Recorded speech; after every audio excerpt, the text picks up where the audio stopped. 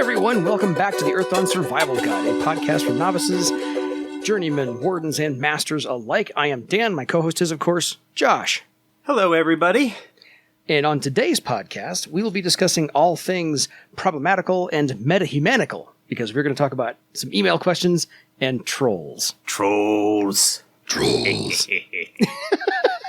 Not the ones under the bridge, the ones you can play in Earthdawn. A whole lot more fun. But since we're going to be answering emails and some questions, if you have any of yours you'd like us to get to, because we do actually get to just about darn near all of them, email us at edsgpodcast@gmail.com. All right. So, one thing I do, before we get to the emails, one thing I want to shout out real quickly. Well, I guess two things. One, we mentioned it a couple of times already. Empty Thrones Kickstarter is still going. As of the release of this episode, there will be about a week left, 9 days roughly, on the Kickstarter. So if you have not gotten in on that, get in on that. Because we've hit a stretch goal. See the updates. We hit the $20,000 stretch goal over this past weekend as of our recording. We've got a couple of more still to go. So check that out. Fair. The other thing, also Kickstarter related, this is not FASA official. This is a buddy of mine, Optimistic Chad. Yes. O.C. Presley, a.k.a. Scratch from the Legends of Earthdawn Actual Play podcast. He and his new company, Fragging Unicorn Games, just as of our recording today, launched their Kickstarter for their first product, Gangs of the Undercity, which is a miniatures tabletop game. Oh, wow. Cyberpunk, whatnot kind of thing going on. It funded it hit the initial goal in an hour and a half. They've already hit a bunch of their stretch goals. They've got a bunch of stretch goals because it's a minis game. And so there are different gangs and they've got stretch goals for specific miniatures and all kinds of other stuff. I have not had a chance to sit down and decide which tier I'm going to back it at, but he's a really good guy. He wrote for the Questor's book, or he wrote for Mystic Paths. I'm sorry. He wrote the Fire Eater thing for Mystic Paths. Rusty Zimmerman is working with him, doing some fiction, and developed one of the gangs. That's one of the stretch goals. He's involved with it as well. He's written a bunch of stuff and will be doing fiction. And so go check it out. Again, Gangs of the Undercity. I will have a link in the show notes. But go and search Kickstarter. They are because of it's a first campaign and they're drawing significant numbers right off the bat. It's kind of drawing some attention from places like KickTrack and things like that. So it's really cool. You should check it out, because he's been kind of pushing it, and I really want to see this succeed hugely for him. And we'll give him a shout out. Absolutely. I have a non-FASA related shout out as well.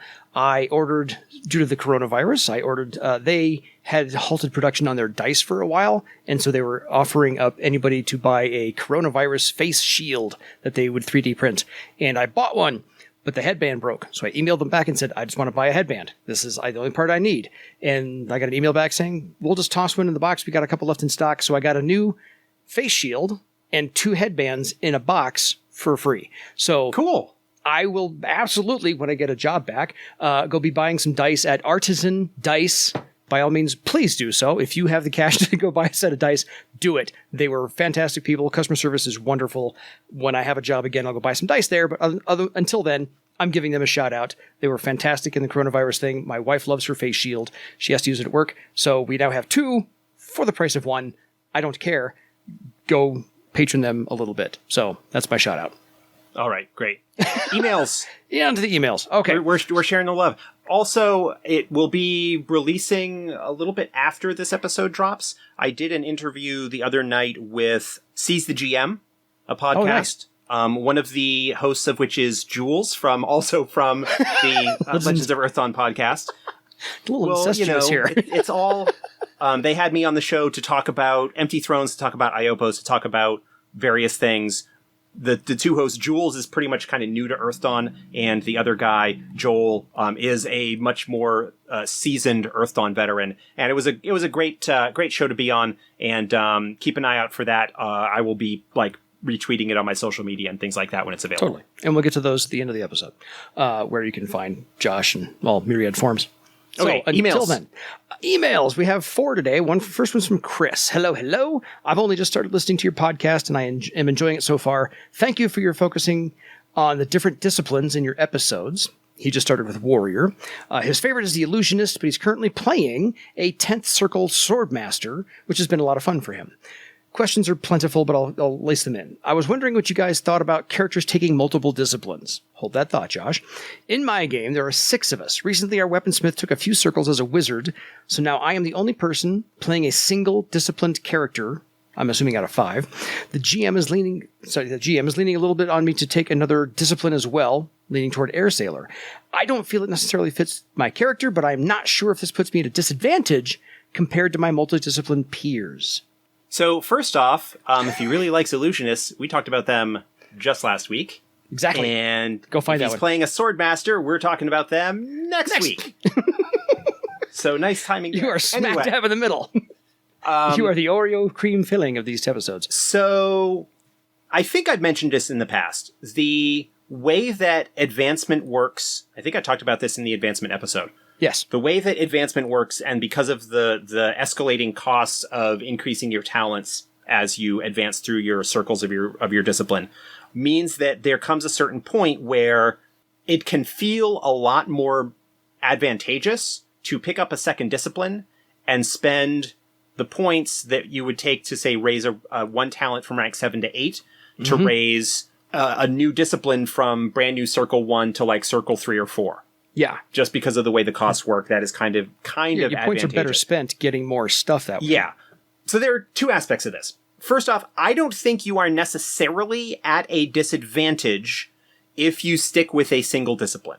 I don't, basically what you might miss out on is having a wider variety of talents and abilities to choose from compared to other people. And that, especially with smaller groups, might be why some people, an additional reason why some people are incentivized to pick up a second discipline is to start picking up some additional talents and abilities that allow you to be able to engage in different ways with more potential problems and obstacles. But what ends up happening, especially when you're looking at 4th edition, is because of the increasing tier costs of your second and subsequent disciplines, it is no longer quite as... it's still going to happen just because of without completely overhauling the legend point advancement system and the costs involved. There's always going to be that kind of, it's a lot easier for me to bring something up to rank 4 than it is to bring one thing up to rank 8. But the changes where everything is 1 tier higher in your second discipline kind of balances that a little bit. So what you end up doing, and this is a similar thing that happens with humans and who try and focus on versatility, is that you do end up with a little bit of a broader selection of abilities and options that you can choose from, with the disadvantage of those options tend not to be quite as highly ranked as your primary abilities. So I don't think ultimately that you are truly disadvantaged by not picking up a second discipline. So there's that aspect of it. The other part of it is second discipline, how that is portrayed in the setting. And this is one of the places where the setting info, the lore, does not quite match the mechanics so well. And that is that it's kind of presented, the idea of an adept and a discipline being something that is a way of life, that it is a philosophy, it is a mystical way of thinking that allows you to unlock these magical talents. And that it is presented as something that not everyone is able to do in the first place. And also, it is even, as hard as it is to do in the first place, it is even harder to do that for another, to pick up a second discipline and to have to juggle those 2 different discipline philosophies, those 2 different mindsets. Depending on the disciplines that you follow and how you approach them, that could be easier or more difficult. It's probably not too difficult for a swordmaster troubadour to kind of juggle those, because they are both kind of highly presentation focused, and the swordmaster has a little bit of combat, but it is about the flair and some social and performance, and those kind of things can kind of gel reasonably well together. You would have a very different kind of situation perhaps with, say, a weaponsmith and an illusionist, right, where the weaponsmith tends to be a little bit more practical and grounded and real world, Whereas the illusionist, as we discussed the other week, tends to be a little bit more esoteric, like transient and flighty and esoteric. I mean, they both still have kind of like social themes involved with them that kind of works well. But so depending on your approach and things like that. So the fiction often talks about the difficulty of having a multidiscipline character, but the ease and the numbers involved in picking it up, that basically the enforcement of how hard it is to be a second discipline is something that pretty much falls in the lap of the game master. Because Swordmaster... I mean, we've talked about in our discipline... Because Swordmaster Air Sailor is not too hard to reconcile, but if you don't see that going for your character, you know your character better than anybody else. If that's not a path you feel like walking down, secondarily, don't do it. You know, as much as they're trying to shoehorn you in the direction. I would say, you know, don't feel forced to do that. If it's something that you want to explore, if it's something that you want to pick up, because once you're into those warden tiers, you know, 9, 10, 11, you know, advancement slows down when you hit journeyman. Advancement slows down even more when you get into warden. And if it feels like you are missing out because you aren't picking up new abilities or increasing your new abilities to the same rate that your companions are, it may be that your GM doesn't want you to feel like you are missing out compared to the other members of the group. I don't think numerically you're necessarily at a disadvantage. No, because you should be getting the higher legend awards for your session awards and things like that. So it should be helping your advancement continue on a regular path. Yeah. So, you know, I'm not sure why the GM might be pushing that, but, you know, it's something, if you don't want to do it, you don't have to do it. I don't think you're missing out. I think that there is a little bit of a disconnect between the fiction and the mechanics in terms of how easy it is numerically, mechanically, compared to how easy it should be, which is to say not very. There have been times where the idea of, well, is multidisciplining something that even should be allowed? And I mean, as far as the game development goes, that genie was let out of the bottle long ago. It does present some design obstacles, just in terms of any time that we are developing new talents and new whatever, that we need to kind of think about how it might interact with other existing mechanics, which is part of the reason why Paths was such a wonderful mechanical breakthrough, is that it allows us to gate abilities in a way that doesn't necessarily open them up to everybody out of the bat. I don't know. I feel like we're starting to ramble now, and I think we've addressed his question there as far as I have 2 points to make for him. First off is, if you don't want a second discipline, I applaud you, because just so you can use this with your game master, focus, and since you're focusing on your sword master, focus is where power comes from. And so if everyone else is scattering their power on a second discipline, you don't necessarily have to. Keep your focus where you like it. And if you don't want a second discipline, maybe try being a quester for one of the passions instead. I mean, that's another alternative. Sure. Or look into Paths. And you can make yourself unique more that way. Yeah. Because if everyone else has a second discipline, you can be a quester or a path, and that's a whole different thing for you to explore. You know, I mean, those sort of venture into a similar territory as a second discipline, but it might be something to it might be something to look into as a possibility that allows you to gain access to a whole bunch of neat tricks and abilities that otherwise would not be possible. Fair. We will have some tips for you on playing a high-level Swordmaster, probably in the Swordmaster episode, so stay tuned for that one in a week or two. Yes, well, we'll talk about the Swordmaster stuff. I don't know how much into the High Circle stuff we will get. No, we have a secondary episode for High Circle stuff for everybody later on, so it'll be a while, but we otherwise... we'll get there. Yeah. Focus is where the power Any other comes questions from? Nope, that's all from Chris. Here? So that's thank you, Chris. Okay. Please let us know how it goes and what you decide. If you decide anything later on, we'd love to hear about it. Next up, from Shannon. I just listened to episode 13, Timeline Part 4. You're a little behind, Shannon. We're 20 episodes ahead of you. That's okay. I'm just teasing. That's fine. And there was a lot of talk about the new status quo with the meta plot.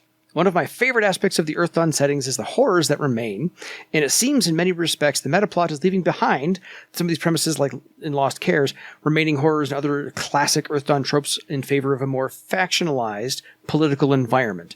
She was wondering if you have any thoughts about that, or are they missing something completely? No, I would say that it is a fairly accurate assessment of the storyline development of Bar Save, going through first edition, Prelude to War, the books that were developed, and things like that. Yes. And that was picked up and kind of developed even further as the game went on. And one of the things that we're working on with Empty Thrones, which is largely more like political developments and stuff like that. I do recognize that, there have been some aspects, they're not as majorly meta-plot focused, but there have been some adventure stuff released connected to the horrors. Blades, for example, actually does a kind of a good job of tying some of the political stuff with Carafod in with a horror story. Yeah. So there's that. But yeah, there has not been, it's a fair assessment to say that. One of the things that we have been kind of starting to talk about in development meetings is, okay, Empty Thrones is going, here's the next big event and the few things that are kind of going to shake things up. What are we going to be looking towards next? What are we going to be focusing on? What are the next ideas that we're going to start building on over the course of the next few source books and go from there?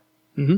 Horrors and kind of getting back in and maybe bringing in some stuff with regards to the horrors is something that is on my mind. And I'm hoping when I get to focus on it, that will be one of the sub-themes running in the Europa book. Makes sense to me. I figure it's just time. Because over the last 3 iterations of Earthdawn, we've already had the Secret Societies of Barsave book. We've had the Scourge Unending continuation of horrors. We've had the Horrors book, the Dragons book. Just haven't advanced the cities, the meta plot on the rulers and the movers and shakers. So it's time to get to those. And to your point, circling back around to the regular things that people are expecting or wanting is forthcoming. Yeah. So it's just, they're in the pipeline. And I mean, to a certain extent, the Legends of Earthdawn, the Legends of Barsave adventure series that we've been releasing, that Carl and Kyle and Michael have been doing and releasing, that is, while there is some political stuff involved there, it's a campaign. It's a meta plot story in a sense that is taking place in and around Parlength, which, if there were a horror capital of Barsave. That is certainly it. And there is certainly some aspects of that plot that tie into the horrors and things like that. Some of those details have yet to be released in official things, but that is another place where that is being explored. So, thank you, Shannon. Yeah, love that. Good question. Absolutely. Good observation. Love to see that. Next, we have Raphael. Hi, Dan. Hi, Josh. Thank you for making this podcast. My game master and I always have a great time listening to the two of you, deepening knowledge and gaining new insights. I'm surprised we actually have knowledge and insights to offer, but I appreciate you actually. I'm just kidding. Just kidding. We have stumbled upon the 7th Circle Shaman spell, Beast Form. The description says that it allows the caster to transform into any non-magical creature. But what defines a creature as non-magical? Is it a distinction between regular and awakened animals, or has it something to do with the creature being suited as an animal companion? We've asked on Discord, but the folks there weren't so sure either. Normally we would just house rule something, but giving the player unintended options for the spell could potentially break its balance. So they're asking for developer insight. Have a nice day. So this one's all Josh. Yeah. I did not write that spell. I think it's a fine spell. I don't know exactly what was considered the definition behind that. And sometimes the Discord chat moves very quickly, and I don't recall seeing that question come across at any point, especially if it was one that happened in what is the early morning hours for me. There is a contingent of European fans on the Discord that will frequently have, 150 post-long discussions at local time, 2:30, 3 a.m., and I'll wake up and see that and go, yeah, I'm not going to get caught up on that. And so it's possible in one of those that it might have gone by and I just, missed it. It's a good question. My gut instinct, and this is just kind of like hearing the question and thinking about it a little bit, I would say that a non-magical creature would be one that does not have any kind of clearly magical powers. Like, for example, Lightning Lizard has the twin bolts and the lightning crackling ability. Clearly. I would consider that to be a magical creature. The Gatehound, which has the magic dampening ability. that I would probably consider to be a magical creature. Yeah. The manticore that can cast spells. Yeah, well, the manticore is griffins. They can fly, but it's, they're a fantastic creature, but I don't know that a standard griffin has any kind of real magical ability that I would consider. I don't have I saw you grabbed your book. Yep. But I would, basically I would probably just look at it and say, is there a power, like a creature power that it has that makes me go, yep, that's magical. It feels like one of those things that's like, I don't know that I could define it, but I know it when I see it. I would go along with, if any part of its body is worth loot. Maybe, because, sometimes tail feathers, sometimes like the manticore's tail, sometimes like the eyes of the lightning lizard. Those are magical in nature to use in alchemical means. Yeah, so but I would be... I'm not sure... that's this feels like one of those things where, gosh, let me go through the entire list. I would say that animal companion status is probably not the defining trait, because I know that there are animal companions or creatures that are able to be animal companions that I would consider to be magical. You've got the book there. Look up lightning lizard. Yeah. Because I was on Griffin. Their powers are dive, enhanced sense, hearing and sight, willful, and swooping attack. Yeah, I wouldn't consider any of those to be magical. So I would probably allow a griffin to be a form that could be changed into. Yeah, a jungle griffin, however, has frighten. Yeah, and is willful and has entrancement. So a jungle griffin, the jungle griffin I would say probably would consider magical. A standard griffin probably would not be. Yeah, lightning lizard, crackling armor. Well, but the thing, check the very end of the lightning lizard description and see if it's suitable as an animal companion.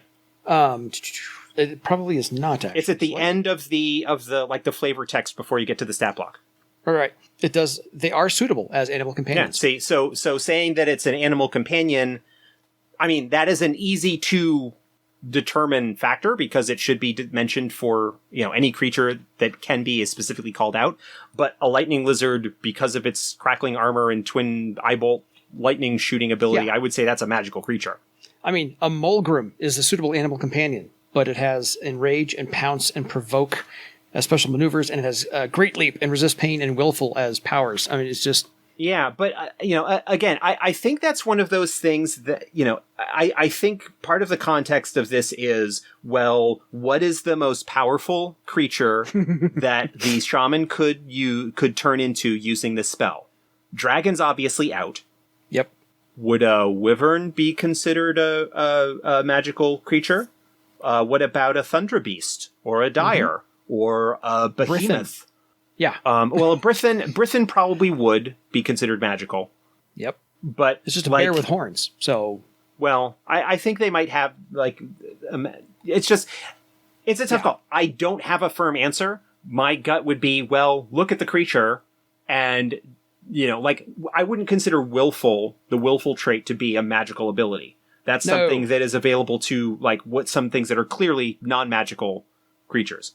Agreed. Things like pounce, things like great leap. Great leap is just the ability to jump, right? Mm-hmm. That's not inherently magical. It's not huge. Yeah, frogs have that. Enhanced senses, those aren't inherently magical, because that just is a way to represent that with this sense the creature has, a dog has enhanced sense smell, right? Yeah, it's just obviously that would be something you could turn into. So, it's one of those things. I don't have a firm answer, but my answer would be, well, look at the creature.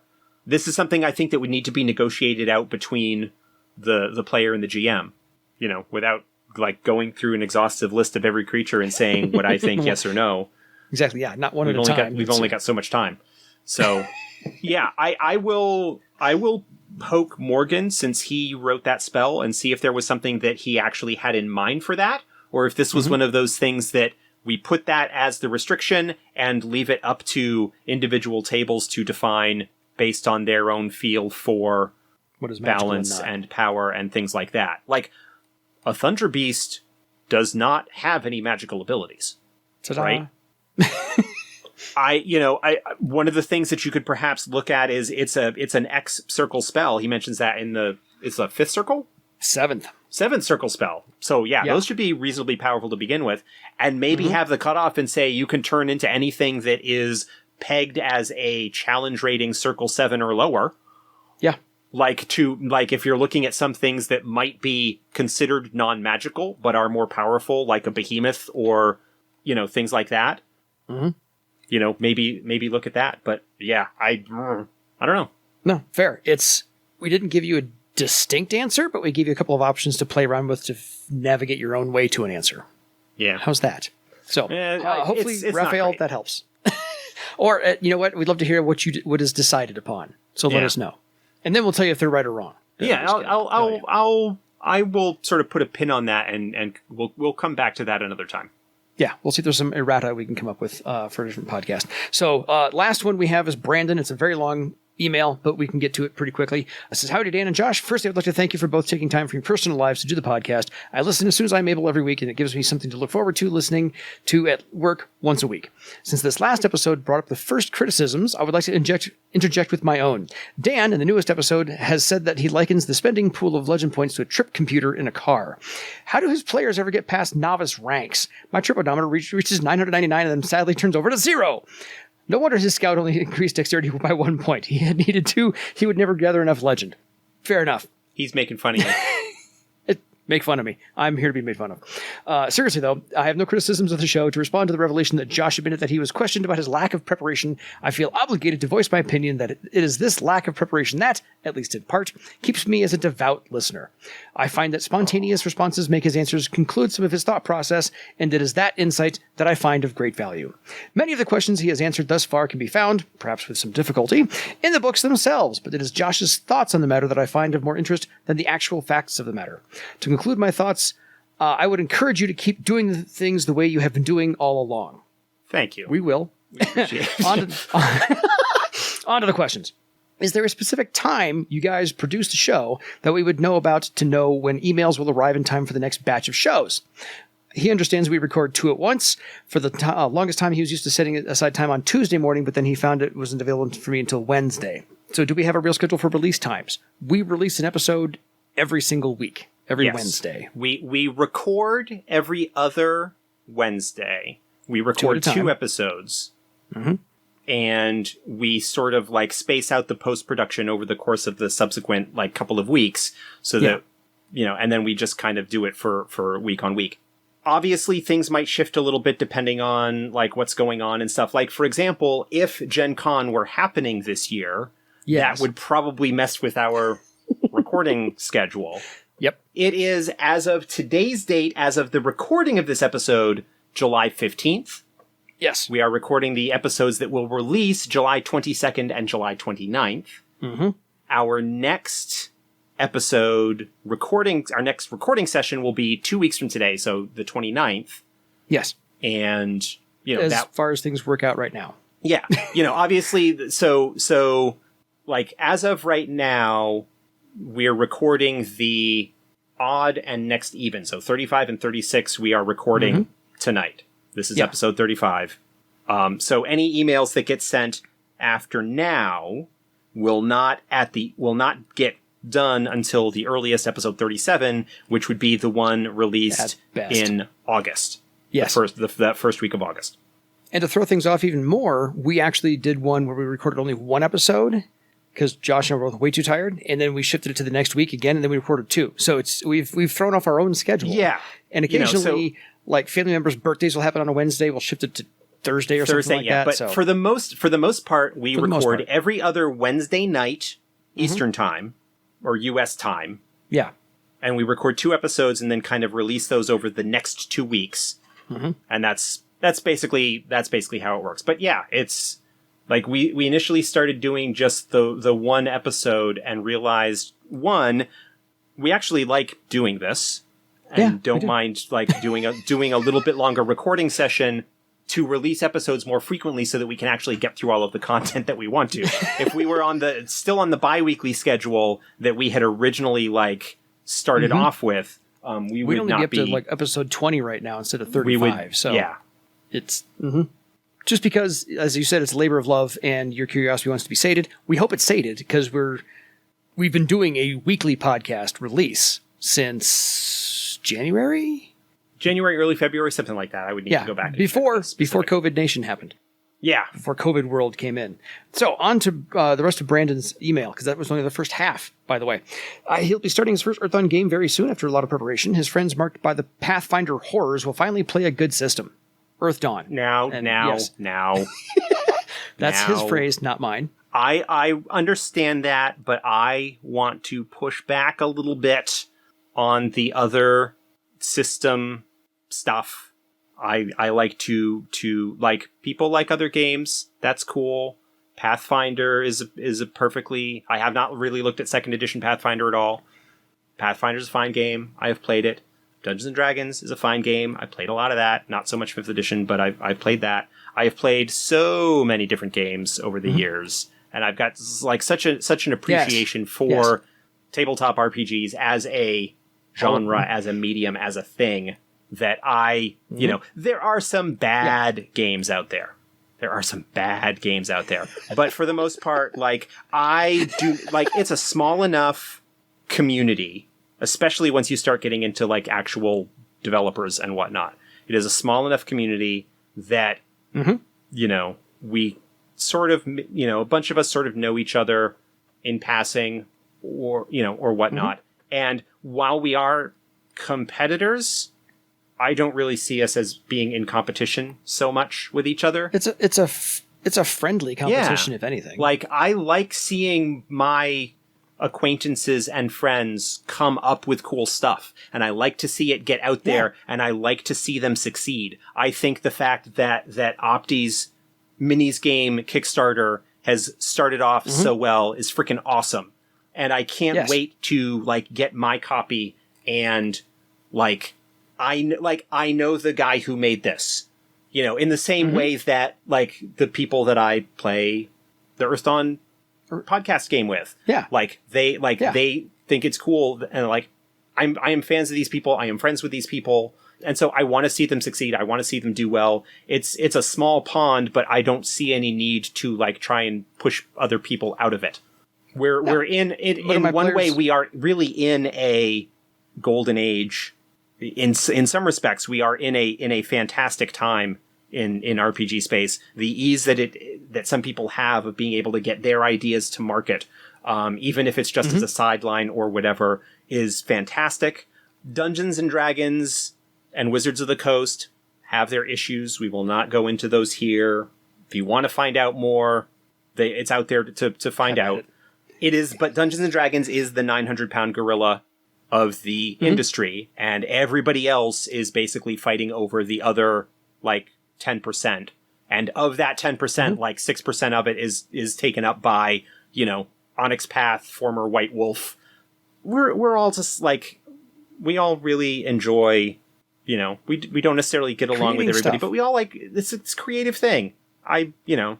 Yeah. So, no, I mean, jokingly saying, yes, they were marked by, you know, they were marked by the Pathfinder horror and will be playing a good game. No, Pathfinder is a perfectly fine game. There is nothing really wrong with Pathfinder. One of my regular players is a huge Pathfinder fan, and he is just as much a Pathfinder fan as he is an Earthdawn fan. He's finally said that the version of Pathfinder they play and 4th edition Earthdawn are equal in terms of perfectitude. For lack of a better word. Not his word, my word. But he loves the fact that both of them play perfectly for what they're designed and made to do. So, anyway. So, sorry, we just got off on a digress because of his comment there. Anyway, he's got a game that he's starting up. It's all right. Brandon, we love you. We'll keep going. He had one of his players over just to run through some generic combat encounters to get him used to the system. His wife watched, and it was clear she thought it was a very complicated and slow-moving thing. This only concerns him now because his friend has talked her into playing her first tabletop RPG, and he's afraid that the system of Earthdawn itself is very good at storytelling, but perhaps a bit overcomplicated when it comes to a lot of the mechanics. Does Josh have any input here? Fine, Brandon. I won't answer the question. Oh, you can answer the question. It took a lot of cajoling to get my wife to play MMOs on PC way back when we first met. She thought them very strange, but he got her to join him, and she put in almost 20 years of that, but his interest has waned. He would very much like it if she found the Earthdawn enjoyable, and he's sure that there's a market for a simplified rules set, of which he has great interest in working on himself. He's going to home rule some things. He's read Morgan's blog with things like simplified encumbrance and Josh's thoughts on simplifying weapons to just size and step number.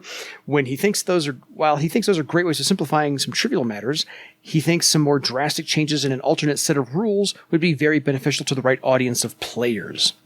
He should emphasize he does not mean replacement or new additions, just an alternate way of doing things. So my first suggestion with new players to Earthdawn, whether they are new to RPGs in general or just new to Earthdawn, if you want to make things a little bit easier mechanically, use the optional rule where temporary modifiers like the +2 bonus damage per success on attacks and things like that, have that be just a modifier to the roll rather than having modify the step. Because then what you've got at that point is the dice that they roll for their abilities don't change. Okay? Any of those sort of short-term or medium-term bonuses or penalties modify the result. That is something that players who are more familiar with things like D&D or Pathfinder or other like systems like that will be able to grasp pretty easily, and then it's just a matter of, I'm just rolling these dice and adding them together and then making the modifiers. That is the first thing that I would recommend if I'm running a table at a convention and I've got more new players than older. That's what I will do, and I'll typically do that anyway, just because it flows a little bit more quickly. If I've got experienced players who know what they're doing, I'll just tell them what the modifier is, and they'll have the chart and they'll look it up. Go to town. Now, admittedly, I think that part of the fun of Earthdawn is having those dice shifting back and forth and being able to bump up to better dice or go down to lower. Totally. I think that's a cool aspect of the system, but I think if you're introducing people brand new for the first time, keep it simpler by going with the modifiers.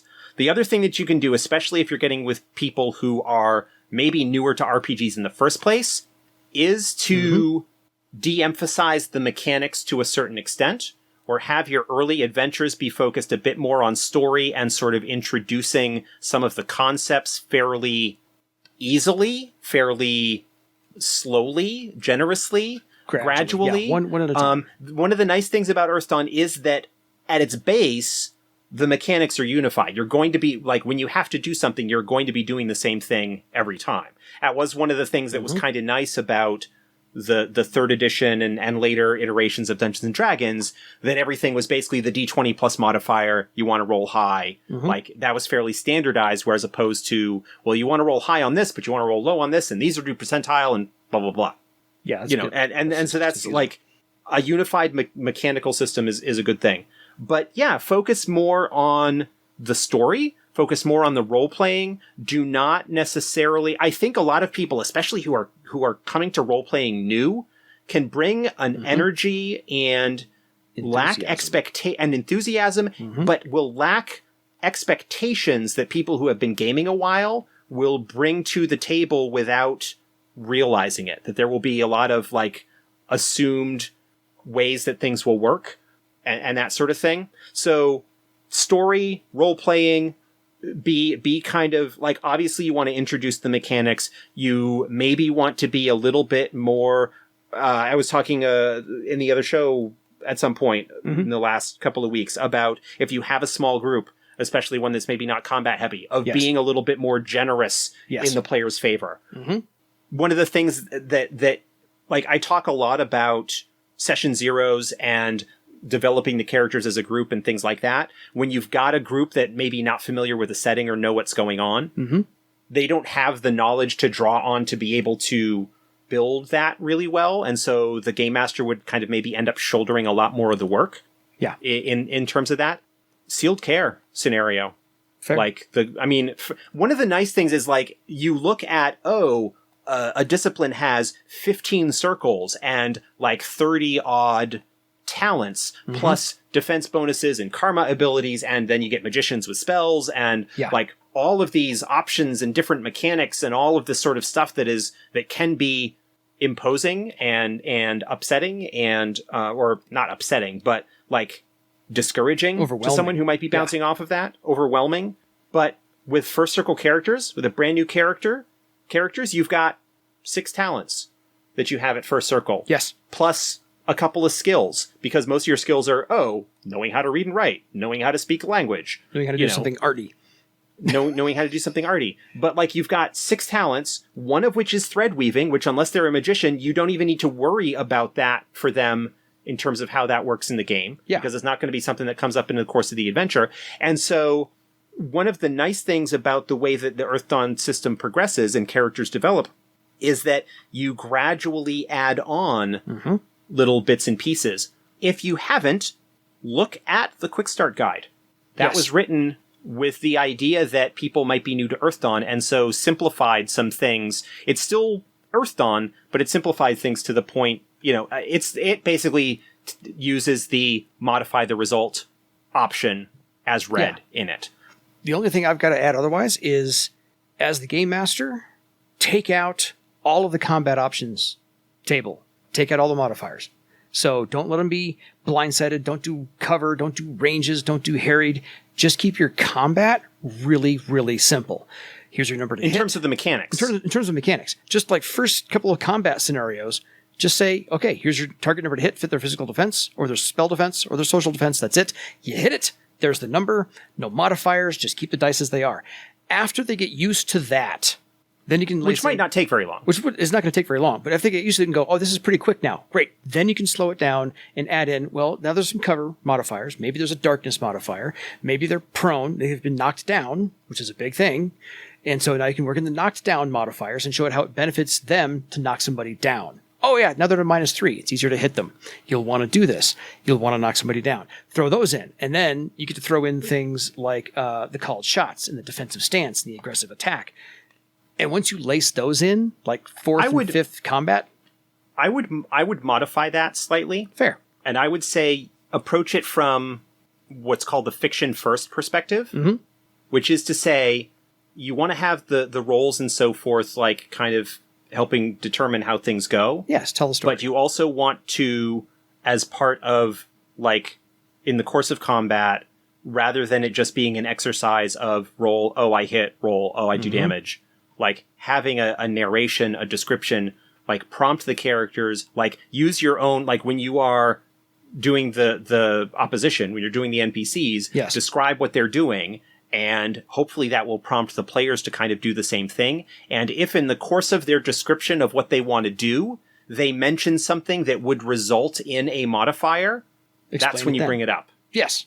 Like that basically you use the descriptions of the action, you use that as the trigger for the modifier. And you don't even necessarily need to be, like you could make it even very much simpler and say, and use the same kind of like +2, -2 kind of thing that all of the mechanics go off of, so that there is a unified kind of idea there, and kind of deal with that sort of thing.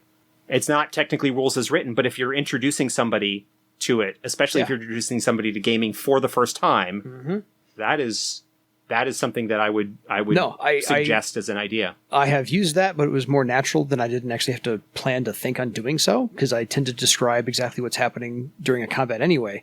And so I'm like, oh yeah, he fell down to his knees, so now he's knocked down, per se. You can get this modifier, but 9 times out of 10, everybody, when they're in their first or second combat, is like, I want to hit this guy square here. I want to hit him in the head. I want to shoot him in the leg. Well, that's a called shot. There are rules for that. Here we go. And I can explain it that way. And that usually works in exactly all those things. It's 9 times out of 10 with a called shot or cover. That's that aspect of like hit locations is not really something that's built in. That's more of a, you rolled really well. Well, let's narrate the results of that as, like you rolled a high attack, you got a high damage. Well, you right in his neck. Totally. Separate the head from the body. That, like you've got to kind of balance you've got to kind of balance that trade-off there. Yeah. So thank you, Brandon. We love hearing from you and or Kagorsi, because I'm pretty sure this is the same guy. But otherwise, we have gone on. We did. We went on.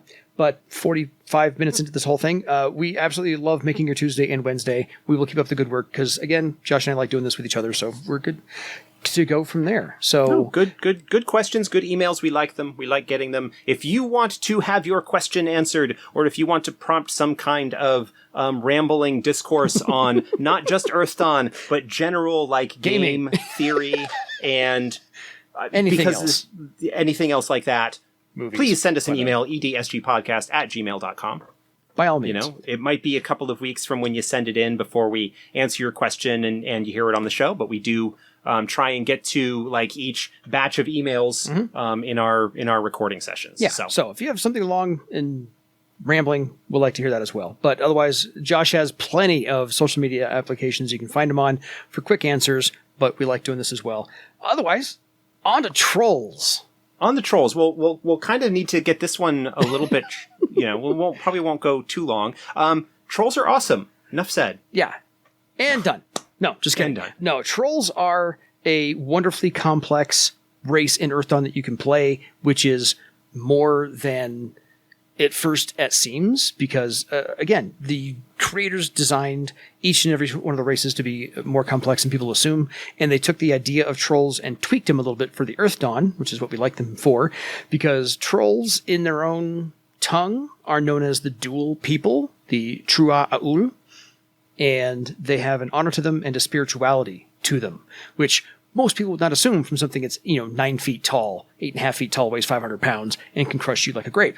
So they added a whole lot of familial connection into them, and the representation of trolls in Earthdawn, as I said, breaks down into two main things that we're focused on: the duality of their nature. Either they're pretty violent or can be quick-tempered, and they also have long periods of contemplation, or they have a furious nature about them, but also a absolutely passionate joy about them as well. So there's not a lot of gray area in trolls. It's kind of measures of extremes that I find. Mm-hmm. Yeah. There is a little bit of the orc as well. When we talked about orcs, we talked about sort of the ferocity, the ferocity and the desire to seize life and grab it. Absolutely. Trolls are a little bit different in that regard. Mm-hmm. In some regards from that, but they're more trolls in the moment. They find their joy either in the contemplation of a quiet thing or in the fervor of a rambunctious thing, and so they literally, trolls more than most live in the moment. They're not always seeking violence. They're not always seeking contemplation, but whatever they're into wholeheartedly, and it's entirely the trolls, I think, are shaped philosophically by their traditional environment, which is to say the mountain peaks and the highlands. Yeah. While the stereotypical troll, the iconic sort of troll image from Earthdawn are the Crystal Raiders. Yes. Sort of the largest single population center of trolls in the province. I think that the trolls as a people were largely shaped by that environment where you have the difficulty of surviving on, in a difficult. It's a hard scrabble existence. It can be a hard scrabble existence when you're living on the higher peaks and needing to just find enough food to survive, especially when you are 8.5 feet tall and 500 pounds and probably have a little bit of a higher calorie requirement than somebody else. So those are lean and hardy people. But those, so there's a very, sort of stark, but also very beautiful aspect to it. I mean, you live in Colorado. Yes. That's half mountains. Literally. Yeah. Yeah. The western half is all mountains. I have been to Colorado. It was many, many years ago, but I that kind of strong natural wilderness. Mm-hmm. There is that contemplation, that sort of inner peace that can come about when you are faced with the sheer scope of a vista the that grandeur you don't of nature. get. Yeah, the grandeur, the kind of thing that you don't get in the open plains, in the cities, in the cities, New England. I mean, I live in Maine, where we still have a lot of sort of wild area and whatnot.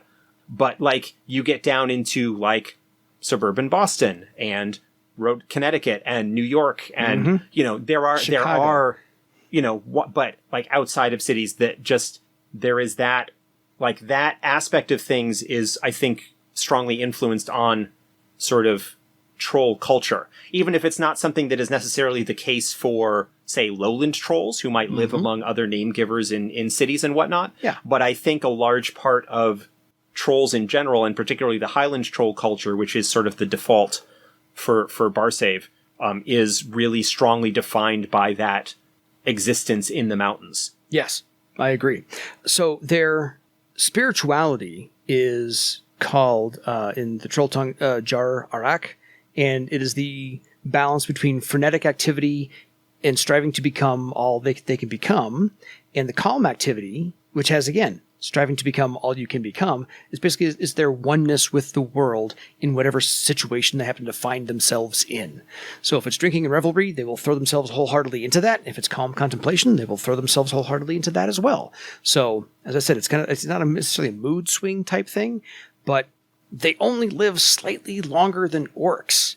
And so they have that, to your point, that fervor to grasp life by the horns and shake it, because they're a parent at like 15 or 20 and a grandparent by 35 or 40. And then, they don't have long to go after that. So their lineage is as short-lived almost as an orc's. They're one of the shorter-lived races. Sure. And that's a natural life, not just because they all die in battle. So yeah. I'm trying to figure out how best to put the difference between the orc philosophy and the troll philosophy in that regard, because Fair. They are similar, but there are some differences in them. Like, I feel like the underlying motivation, the underlying psychological motivation, which obviously can vary from individual to individual, but that kind of defines them culturally, even though they are both very, like, maybe seize the moment, live in the now kind of attitude, I think the reason for that is very different. It bears a distinction, yes. Yeah, and I'm not sure... Like, I'm trying to think of how best to express that, and it seems like it's very that probably relates to the orcs' historical, cultural legacy of being slaves, and how they, like, rose up and took that. Yes. And the desire to then sort of continue to, like, every day to prove wake themselves. up and take that freedom and take that moment. I agree. As opposed to the troll, where I think part of that is if you don't go out and dedicate yourself completely, again, looking at the hardscrabble, like, mountain existence of the Highland trolls, that if you don't go out and fully throw yourself into a raid or a hunt or whatever task that you need to do, you may die. Yes. But at the same time, and once that has been accomplished, then you can be at peace. You can find the joy in the contemplation of the thing you just achieved, and you are also as contemplative as the mountain you exist on, because that is there's sort of a that is your mother. I think what I would say is that probably that the troll philosophy is maybe more fatalistic in the sense that you need to go out and you need to throw yourself into whatever task you need to do to survive, and that you kind of need to do that day after day, but that the presence of the grandeur of nature and the recognition that the mountains will continue to be here after I am gone. Yes. That, the world is it is that sort of recognition of one's place in the universe. Yes.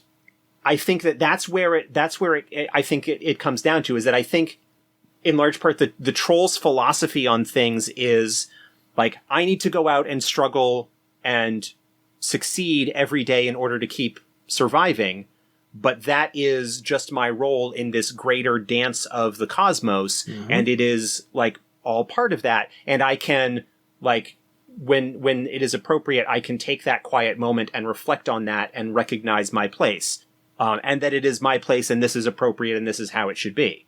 Whereas I think the orcs, that theirs is not so much of I need to go out and survive, but this is my place. It's very much like, we're getting away with something. Like, our place was to be slaves, but we didn't want that, so we're taking something else and flip the boonda to the universe that we're taking it back.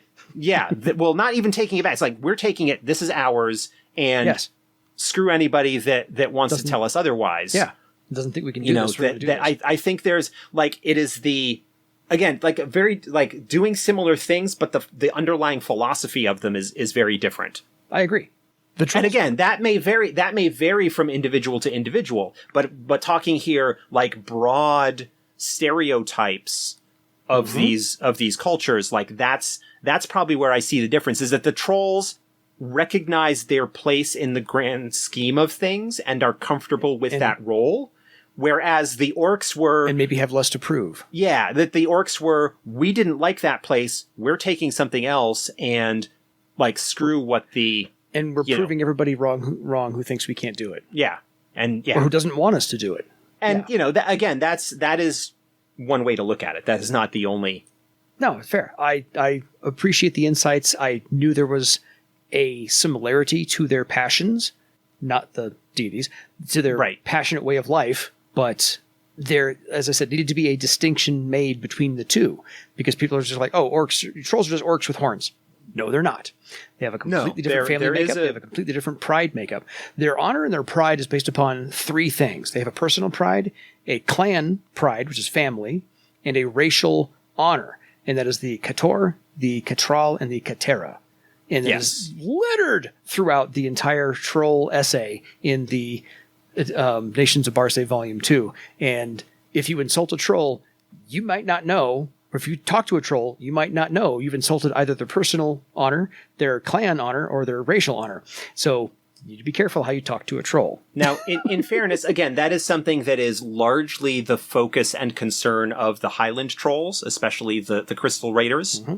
And when I kind of wrote the troll section in 4th edition, in the player's guide and in the GM's guide, in the little section about trolls that's in the bar save, is to, say lowland trolls also are concerned with honor, but because they, again, looking at the sort of monoculture of the Crystal Raiders versus trolls elsewhere in Barsave, the Crystal Raiders are only dealing with other Crystal Raiders who all have very similar ideas on honor and how the world is supposed to work. Whereas somebody like, a troll merchant in Travar is among other people. And while they may have, they will very likely have their own definitions of honor, their recognition of how that works in a more diverse society is going to have you're probably still going to see, you could absolutely see like lowland trolls who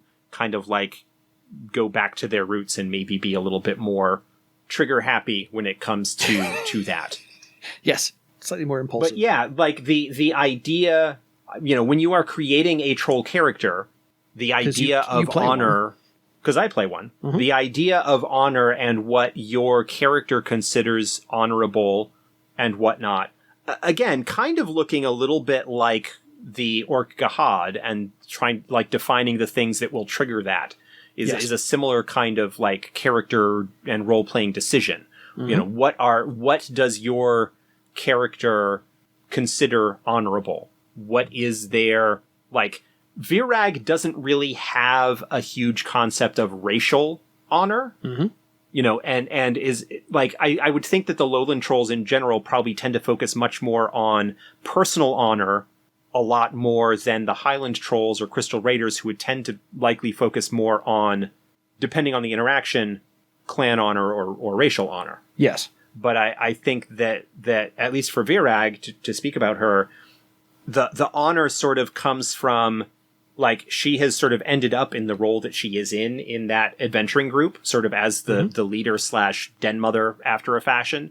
And having been entrusted with that, honoring that trust and behaving appropriately and caring for these people who are, in a sense, her current family is a very strong thing, which is sometimes difficult to deal with. And actually, in an episode coming up here of that show in a couple of weeks, we will see her honor gets impinged.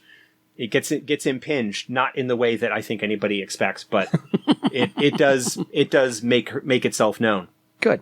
Yeah, so that is something to consider. Again, always wanting to keep in mind, like we've talked about with the Windling, like we talked about to a lesser extent maybe with the Orcs. Yeah. When you've got a stereotype, when you've got stuff kind of talking about any of the name givers that could potentially be a disruptive aspect of play, like where you're using it to be a jerk and to reduce others' fun. Yes. Or, to have fun at the expense of your fellow players. Mm-hmm. There is a difference between someone who is playing an honor-focused Highland troll who has something of a hair trigger. Yes. That is doing that, and like his fellow adventurers, the other characters, might find that frustrating and annoying in the story, as long as the other players are having a good time with it. Like, that's sort of the balance in where you should be adults. You should be communicating with each other. You should be keeping an eye out for those cues and clues that other people might not be enjoying things. There is a certain amount of peer pressure that can go along if one person is uncomfortable, but everybody else seems to be having a good time with it, that the person who is uncomfortable might not want to speak up for fear of ruining the good time. Mm-hmm. So, again, like troll honor, like flighty, curious prankster windlings, like hair trigger Gahad on orcs. All of those sorts of things can be great character bits. They can be great things to role play out and to throw twists or wrenches or complications into the ongoing narrative that you're creating at the table, as long as you are not doing so necessarily at the expense of your fellow players. You should be doing it to entertain each other, to have a good time, to pass the ball back and forth, to kind of take an improv term there, but not going. Yeah, have fun with it. Don't make it a cudgel. Yeah. Little things can set you off, but if everything sets you off, you're just being a jackass. So the thing about trolls otherwise is, of course, they have their own rituals with birth, death, names, and so forth, and we'll get to those here quickly. So the birthing ritual, men are not allowed in the room. It insults the mother of the child that they are not strong enough to go through this by themselves, and so they symbolically have to fight their way in after the baby is born to prove that the family is the most important thing, and he will fight for his family no matter what. But in the meantime, he drinks something called hard sage to cause his own stomach pain to be in solidarity with the mother of his child, so that he can go through that pain as well. So they're very simpatico that way. However, he does become his wife's servant for the next 2 months, just waiting on her hand and foot, fulfilling every desire. So there you are. Trolls do that. They have two names. Actually, they have 3 names: 2 personal names and a clan name. And the clan name is spoken first, if at all, to other trolls, but not usually to any other race, because they don't typically get it. The other races are going to go, that doesn't mean anything to me at all anyway. So it doesn't really matter. But they are not named until the first full moon after the baby is born, and it is when the only ritual that they can define, as all trolls do this, Highland, Lowland, no matter what, is there is a horn sounded at the beginning of sundown. As soon as the sun is completely set, the naming ritual begins, and it depends upon the family, the clan, the whole 9 yards. It's all secretive and unique and very, very, very cool.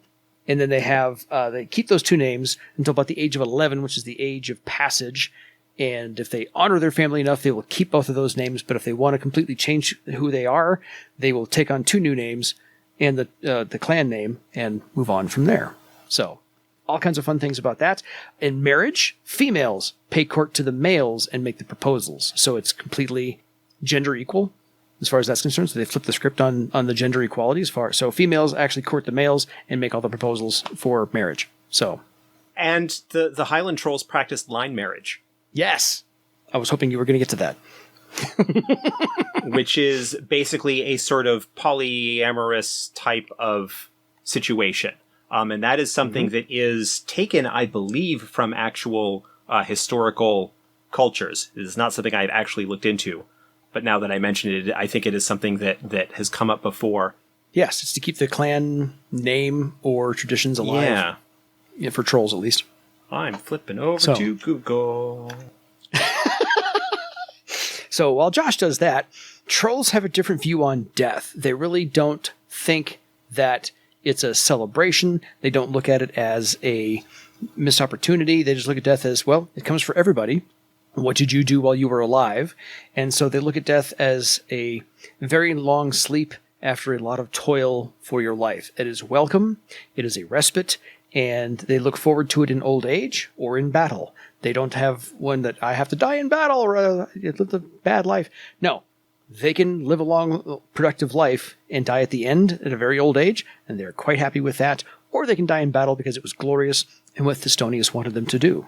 So, I'm not finding what I'm looking for. Okay. Fair enough. No worries. Otherwise, we should probably get to the stats. Yes. Trolls. And see what it means to be a troll. Trolls, I love troll stats. Trolls. There's not a lot not to like. Yeah, like, I really like trolls. They're why, probably... again, you play a troll nethermancer, so yes. They are well suited to a bunch of stuff. They have standard base 10 dexterity. They've got base 14 strength, which is second only to obsidian and slightly higher than orcs. They've got a base 12 toughness, which is on par with dwarves and second only to obsidian. Yep. They have a -1 penalty to their perception. So not ideal for a magician, but that's not bad. It's not. They get an 11 willpower and effective +1 bonus to their willpower, which kind of makes up on the other side of the perception for magicians. And then a base 10 charisma, and they have a move of 14. Because they're big and they've got big strides, their movement is equal to an elf. The only drawback is that basically all of those bonuses mean that they only have a karma modifier of 3. So they do not have a whole lot of karma. No. They rely on skill and everything else. Yeah, like... skill and talent. Certainly trolls are incredibly well suited to be combat types. Warriors. Totally. Actually, they make decent sword masters as well. Great weaponsmiths. Really good weaponsmiths. You know, again, that minor perception hit, it's, not ideal for a weaponsmith, but it's not bad. Spellcasters, they can be perfectly well. The advantage of their natural strength and toughness bonuses means that they don't need to, if they're going to be playing someone who is maybe not quite so martially inclined, that they don't need to put so many points into those to have them be at a decent level and can have extra points to put into their perception. Mm-hmm. So, yeah, I mean, all around, trolls make really, really good Sky Raiders, Warriors, Swordmasters. Troll Beastmaster actually is... I'm running a Troll Beastmaster in my midweek campaign right now.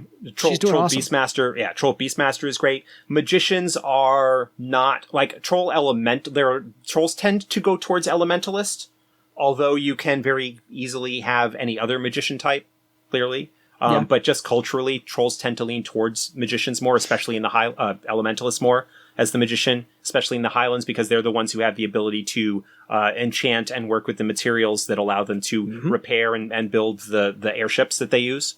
Yeah. They tend Illusionists, they tend towards Sky Raider more than Air Sailor. A troll archer is a frightening thing. It is. Trolls don't culturally tend towards being thieves, just because the trolls tend to be a lot more traditional Highland troll society is not inclined, they would not view the skulking and sneaking and hiding to be particularly honorable, and are much more of the Sky Raider, I will club you over the head and take what I want kind of attitude. Yep. But yeah, just about you can pretty easily they make decent troubadours. But basically, just about any discipline. I mean, there are few disciplines that really are not suited to any of the races if you're willing to make it work. But the trolls, if you want to play a big character, Obsidian is tougher to make work because of the way that their stats are distributed. And it's a lot easier to kind of make that work with trolls. You do have the potential, you do have the downside of not having a lot of karma, but that's not a huge problem. You do also have the increased cost of armor, because you've got to buy larger suits of armor, so there's a little bit of a surcharge there. So you've got that. That's not a huge problem in the grand scheme of things. That's not too prohibitive. No. You also need to just in general, the world is not built for you. Most, you need to duck through a lot of doors, most furniture and things like that. You tend to rather than sitting in nice chairs, you will be sitting on, sturdy stools and benches, things like that. My towns have a lot of tree stumps. But no, trolls are great. They are like there's some really cool role playing opportunities. Just playing a big character like that is fantastic. I depending on my mood, I am either a Tiskrang or a troll. Like those are my go-tos. I mean, I can play any of them. I love them all. Oh, I do as well. Trolls are actually one of the few I have not actually made a character for just yet because I had forgotten all of the role-playing aspects we just talked about in the last 20, 30 minutes. But my weekend campaign, my friend plays a troll archer, and he is badass. And then in my weekday campaign that I'm running a troll beastmaster. And so I've become very familiar with them all over again. And so, yeah, they are wonderful to behold in what they're doing. And once the players actually hear this episode, they can remember, oh yeah, this is what trolls are about. So, no, they're fantastic. My go-tos are always Tiskrang and Obsidian as my first two choices, and then I kind of branch out from there, maybe if I have a different idea. But Obsidian is episode 40, so we'll get to them soon. I agree. Trolls are awesome, and I especially like Earthdawn trolls because they have developed a personality and honor and spirituality and a society behind them for Earthdawn. So if you want to take aspects of them and say, yeah, I'm going to hold on to that one, the personal honor, and use that, great. You want to use your clan honor? Go. If you want to just use part of the story that we gave you here about how the kids are born and how they view death, fine. Yeah. Pick and choose. There's plenty to work with in this mirepoix of troll customs in Earthdawn. And we didn't even cover the second half of the essay. So yeah, there's plenty. Plenty to read from. So that is an hour and 15 or so of email questions and trolls. We've gone on. No, this is a good episode. Good. It's not our longest. It's not our longest episode. It might be, but we're done. But so yeah, we will kind of wrap this up quickly because we've still got another episode to record tonight. Yeah, there's that. So where can people find you on all the social media platforms? And then we'll Twitter at Metaxas. You can subscribe specifically to the show on Twitter at EarthdawnG. I am available on Facebook. There is the Earthdawn Guild on Facebook. There is the FASA Discord. There are the FASA Games forums. All of the stuff. Yeah. The links to all of those are in the various show notes. Send us email, edsgpodcast@gmail.com. Check out the Empty Thrones Kickstarter. Check out Fragging Unicorn Games' Gangs of the Undercity. And go buy from Artisan Dice. Go buy from Artisan Dice. Enjoy stuff. Have a good time. Yes, and if you can't find us, we recognize that things are as they are here in this year of our COVID world, year of our disaster 2020. Our trundling garbage fire, our Buick, our convertible Buick hurtling towards a cliff as the police are pursuing us, and let us hope that unlike Thelma and Louise, we do not go plunging off of the end with our hands held high. And just, take a moment to reflect in the grandeur. If you can, get out into nature, out into the world, and, just relax and depressurize and try and do what you can to alleviate the stress that everybody is under. And whether that is by getting around a table with your friends, either in person safely or virtually, play some games, throw some dice, real or computerized. Stress relief. Do what you can. We're all doing what we can.